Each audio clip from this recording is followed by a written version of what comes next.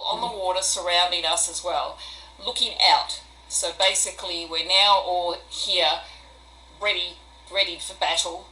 But then where Trevor was, one of the warriors on their waka, the canoe, one of them came up to Trevor. I'm standing there. Standing there with his hands out, connected. So you're pretty vulnerable right now like this. It's like... And at this stage, he walked up to you and he had his... Oh, God, the name escapes me now. Yeah. Traditional. Yes. It's used as a traditional weapon.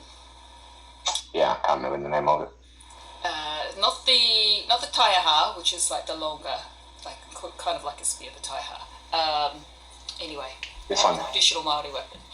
And he went like this, and I thought, oh my God, he's attacking Trevor. And Trevor's got his hands, held on to the light, and I'm on the other side holding on to the light. I'm like, if he lets go, then the boundary around the island is going to be disconnected. It's going to drop. But you didn't let go. But he walked up to you and he went like that with it and stuck it in your head. And this is the thing. You absorbed it.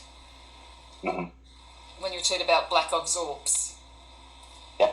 It didn't hurt you. You didn't bust your head open. There was no skull breaking. And he held it there. The Māori warrior held it there.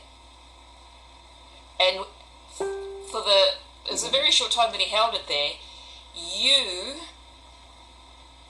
kind of like went like the Hulk. Yep. You did. It just, whatever he did, put more strength in you. That's the only way I can describe it.